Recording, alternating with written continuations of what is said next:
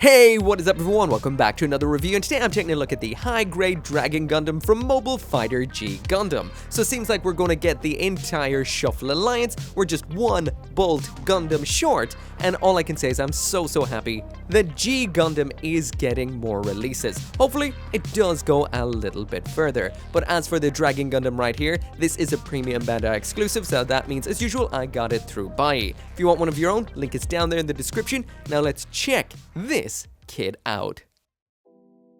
So jumping on into the aesthetics, and straight away, that right there is the high-grade Dragon Gundam. Overall, this is an absolutely gorgeous high-grade Gundam, just like we've seen from this entire line so far. As far as Gundam designs go, this is absolutely ridiculous, but when it does come to G Gundam designs, it's definitely on the tame side, and overall just looks like relatively speaking, it looks like an actual Gundam. First off, I will mention though, if you are a G Gundam purist, you will see that the kind of proportions on this aren't necessarily exactly the same as what you would see in G Gundam. It's been brought to the more standard high-grade look overall, which does result in a very nice, overly, I guess, generic kind of look, but I mean in the best possible way. All of the various design elements are here. They've all been executed very nicely. There are some stickers which I will talk about in a little bit, but overall, definitely a nice little high-grade kit. So yeah, from a distance and in pretty close, this is a very nice looking kit. One thing I did notice about it is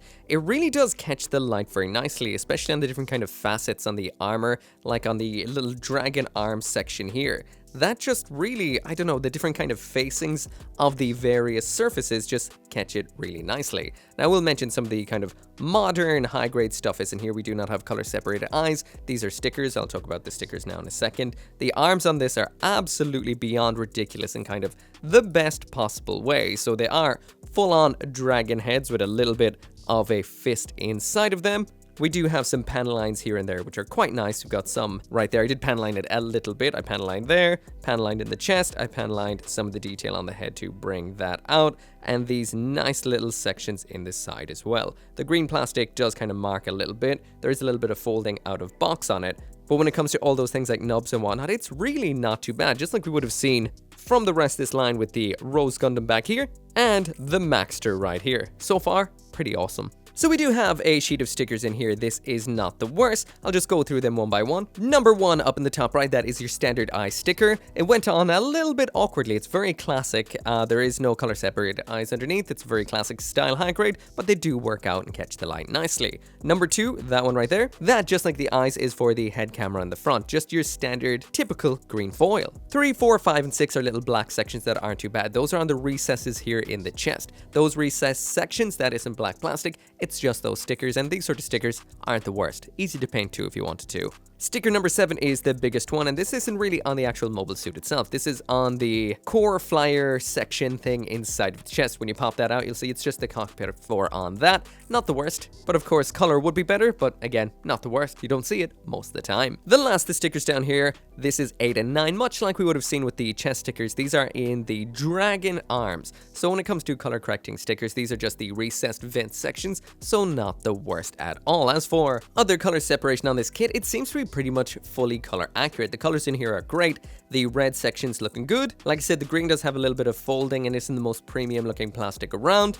And the yellow does look good. The white looks great too. I'll also mention those little sections in the front of the legs. Those are actually color separated, which is a very nice touch. So finally jumping into the size comparison, there it is side by side with two average size Gundams, which is the RX 782 on the left and the Mark II on the right. Next up between the last two G Gundam kits, which was the Rose Gundam on the left, Maxter on the right, and now just a few random high grades: high grade Gundam Exia, high grade Gundam Barbatos, high grade Gundam EX, and the high grade Rubris Jew.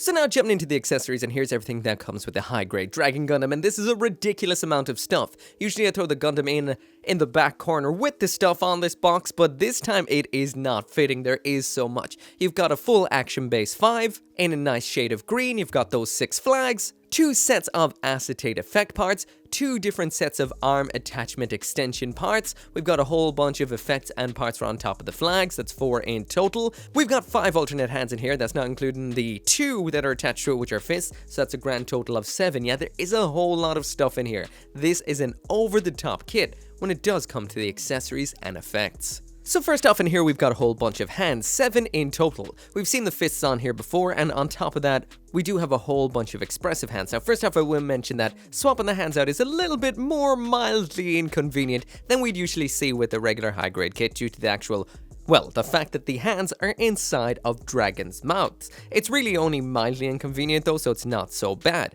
When it does come to swapping them, it's the same. Ball joints, you pop them out and in again, and as well as the fists, we've got this flat outward facing palm hand, this cool almost flexed widespread hand, and then over on the other side we've got this hand which is almost like a widespread hand, except the index and the thumb are extended, the other 3 are mildly curved. Besides that though, we've got a pair of holding hands, and overall they all look great. Again, a little bit awkward in the mouths of the dragons, but not too bad. And speaking of those dragons' mouths, it's time to see what the dragons can do. First off, if you pop out the hands just like so, you can now just have them as dragons. We do have some extension aspects in here, so kind of like what we would have seen with Altron, just it's not actually stored nicely up in the shoulder, it's more of an actual parts formation. We do have some sections for using. So pop off the dragon's head, attach this in. They come in units of 2s. So you can have them on both arms if you want to, but there's nothing in here saying you can't use every single one of them on the one arm, which I did right here. This extends it ridiculously long. It's very, very nice. Not quite as fancy as what we saw on the high grade Altron, but still pretty cool. You can also open and close the mouth on the dragon, just like so. And speaking of bits that we can add on, we also have this little section right here, like a spear tip or a blade for on the end of the yellow ponytail section around the back of the head. Just attaches in ball joint just like so. Simple as. That's what it looks like. So next up in here we've got the Fei Long flag. So these are fairly kind of standard Gundam poles, but we do have a somewhat unique end on them. So you can actually pop this little section off just like so, which can be used with some of the included alternate parts with these. For each one we do have the flag style effect, so you just slot that on just like so. So that's what it looks like with the flag section. There is the option of a flaming tip, which just looks like that, so again similar to the flag. And finally we have a green effect part, which just attaches onto it like this, basically to look like that, which I assume is meant to make it look like it's being pushed or thrust forward like so. So we do have only one of the green part. We've got 2 of that particular orange tip, and in total we do have 6 of the actual flag type effects, 1 for each of the poles. So when attaching on the flags, you actually remove the ones from the backpack and the shoulders. This is simple to just slide out very easily. There's the ones on the backpack, there's the ones from the shoulders. Included inside the box as well, we do get an action base 5 in green. This is what it looks like, and this can be used for attaching the flags into, as well as the Gundam itself. Now I will mention when you're actually popping these flags in, it is nice to kind of have them leaning off to the side because they do have pointy bottoms on them, so you can do that, but they are very likely to get knocked out just like that. So I do recommend actually sticking them in all the way, and anyway, that is what it looks like with the flags attached and one of them equipped in the hand with that spear end effect part. Next up in here we've got some effect parts, the acetate effect parts. First up we've got the wings, which look just like this right here. Attaching these is super simple. You just pop this little section here off the backpack, which opens up a little area you can slot this upwards and into. Close on that part once again like a sandwich, and there you go. Pop the backpack back on,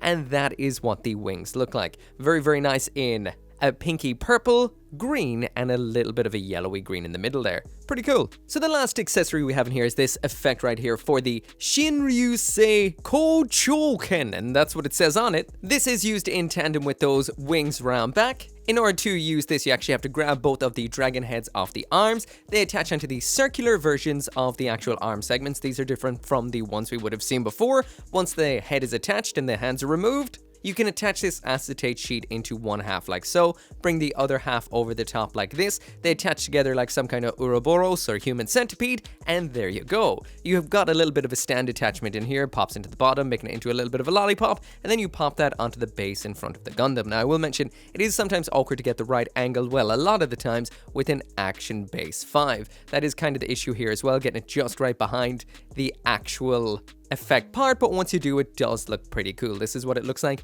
with that out in front, the wings around back, and overall it does look insanely cool and quite the high grade display. Now the only thing I will mention here is it doesn't say anything in the manual with what to do with the arms, because the arms are just kind of like haft like this with just like nub balls at the end. It doesn't really say what to really do with these. It's kind of hidden behind everything, but it would be nice to know what to do with them. So anyway, that right there is it for the review, and this right here is an X Silver Tier kit. And just in case you're confused, which I know you will be, I will make an explanation sometime soon about the new tiering system. Basically, everything's been shuffled down a little bit, so it's the equivalent to a low gold tier from before. It's an okay kit, not mind-blowing. When it comes to the good points aesthetically and when it comes to the accessories, that's its strongest aspect. It loses quite a lot of points then when it does come to the articulation, which is quite limited. Overall, aesthetically, it is fantastic. It's very unique looking, it is very nice, it does pretty much everything it needs to do, but you don't have modern fancy things like color separated eyes, or layering of parts coming through from underneath, or anything adding anything new and unique to the actual mobile suit itself. But it does come out fairly anime accurate, and the only color it's really missing is on either side of the cheeks.